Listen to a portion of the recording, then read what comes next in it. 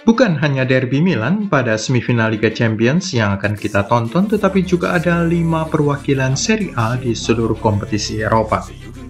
Apakah itu istimewa? Ya tentu, karena sebagai perbandingan hanya ada 2 wakil Premier League di semifinal 3 kompetisi Eropa, 2 La Liga Spanyol, 1 Bundesliga Jerman, 1 Swiss, dan 1 Belanda.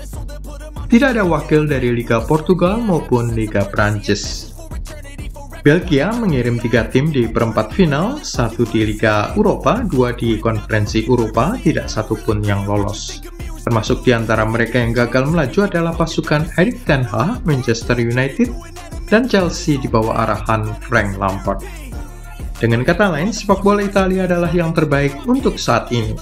Kita akan melihat perjuangan 5 tim Serie A itu selain kejutan-kejutan yang terjadi selama laga perempat final masing-masing. Siap-siap melihat Jose Mourinho menangis sekali lagi.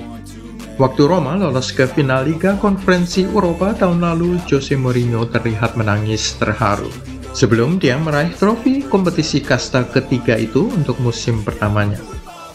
Ini Mourinho lolos ke semifinal Liga Eropa, kompetisi yang ditargetkannya untuk musim ini guna membuktikan statusnya sebagai The Special One masih ada.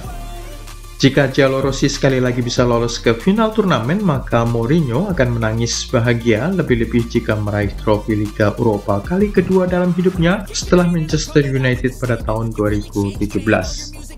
Tetapi fakta bahwa Mourinho bisa membawa kejayaan Eropa bagi Roma, sementara bertugas dengan skuad dan budget yang terbatas, sudah membuatnya ditawari sejumlah posisi.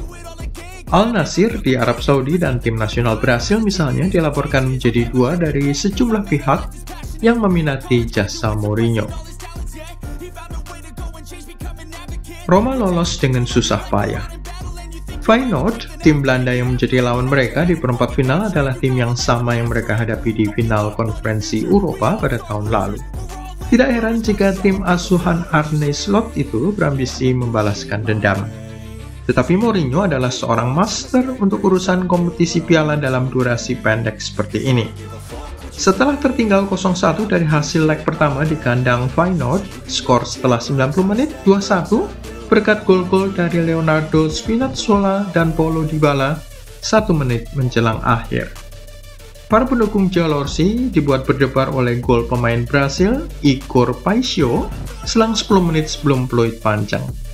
Skor agregat 2-2 menyebabkan extra time, dan di masa inilah 2 gol datang dari Stefan El Shaarawy serta Lorenzo Pellegrini. Jika Anda masih ingat, sang kapten Roma, Pellegrini, adalah orang yang bersalah membuang kesempatan penalti pada leg pertama. Mourinho terlihat sangat murka dan langsung menghukum sang kapten menarik keluarnya pada awal babak kedua. Kini Roma akan melakukan 2 leg semifinal melawan Bayer Leverkusen dan berpeluang menjadi satu-satunya tim yang meraih 2 gelar juara Eropa dari 2 kompetisi berbeda secara berurutan jika mereka berhasil lolos ke final. Calon lawan Roma sangat berat. Bayer Leverkusen yang menjadi calon lawan Roma di semifinal bukan lawan yang enteng. Mereka baru saja mengalahkan Union Saint-Gilloise dengan skor 1-4 pada leg kedua setelah kedua tim berbagi skor 1-1 dari leg pertama di Jerman.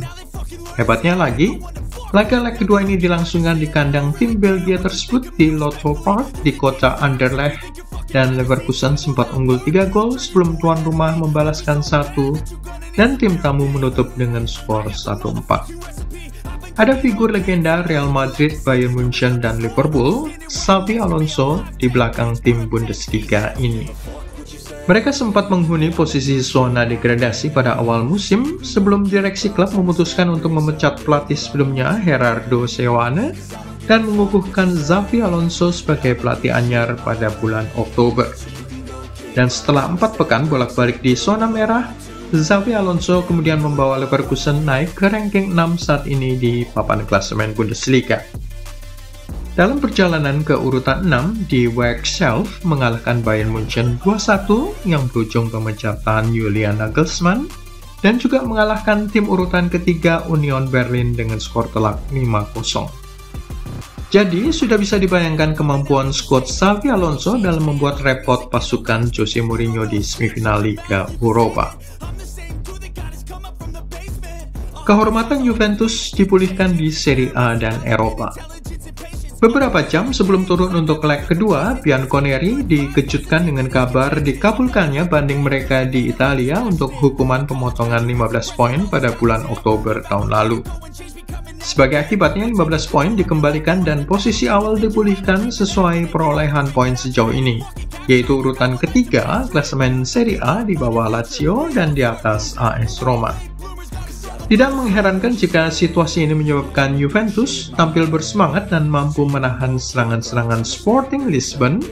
Skor sama kuat 1-1 dan agregat 1-2 bagi keunggulan raksasa kota Turin itu. Fiorentina hampir saja satu-satunya yang gagal. La Viola hampir saja mencatatkan diri sebagai satu-satunya tim Serie A yang gagal ikut serta dalam pesta pora di Eropa. Sudah unggul 4-1 dari leg pertama atas Lech Poznan, sebuah klub asal Polandia, mereka sepertinya menganggap enteng tamunya itu untuk leg kedua. Membiarkan skor leg kedua berkembang menjadi 0-3 dan agregat 4-sama, sebelum tuan rumah menyadari kesalahannya dan mencetak 2 gol menjelang akhir. Agregat 6-4 dan ikut serta dalam pesta semifinal Eropa. Jangan lupakan Inter serta Milan. Duo klub Milan ini sebelumnya sudah memastikan diri lolos ke semifinal Liga Champions, dan sayangnya mereka harus saling berhadapan untuk memperebutkan satu tiket final.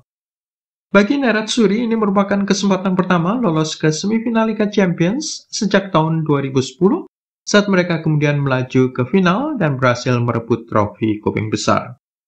Sudah tahu kan siapa manajernya pada waktu itu? Jose Mourinho. Sementara itu, duel Derby Milano melawan Rossoneri di ajang Liga Champions akan mengulangi peristiwa pada tahun 2005. Waktu itu mereka bertemu di perempat final dengan Milan unggul 2 gol dari leg pertama dan langsung dinyatakan lolos setelah leg kedua dibatalkan akibat kerusuhan penonton.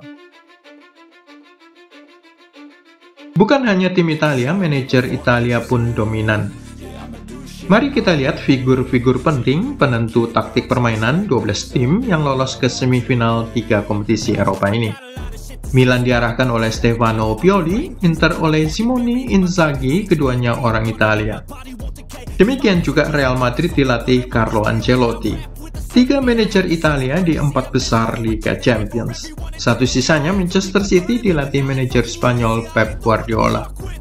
Turun ke Liga Eropa, Roma diarahkan oleh Jose Mourinho, orang Portugal, satu-satunya pelatih Portugal. Bayer Leverkusen, Xabi Alonso, Spanyol. Juventus, orang Italia lagi, yaitu Massimiliano Allegri, dan Sevilla, Jose Luis Mendilibar, pelatih Spanyol. Beralih ke Liga Konferensi Eropa. Fiorentina dilatih oleh Vincenzo Italiano. Dari namanya saja kita sudah tahu orang Italia lagi. Calon lawan mereka, FC Basel, diarahkan oleh Heiko Vogel, orang Jerman. West Ham United, David Moyes, pelatih Inggris, satu-satunya yang tersisa. Sementara AZ Alkmaar, calon lawan mereka di semifinal, ditangani oleh Pascal Jansen, orang Belanda. Agak ironis juga bahwa sepak bola dilahirkan di tanah Inggris, lalu diperkenalkan ke seluruh dunia, dan kini hanya satu manajer Inggris tersisa pada babak semifinal 3 kompetisi Eropa, David Moyes. Itu pun di kasta paling bawah Liga Konferensi Eropa. Sangat menyedihkan. Tulis komentar Anda dan jangan lupa klik like, subscribe, dan tendang loncengnya.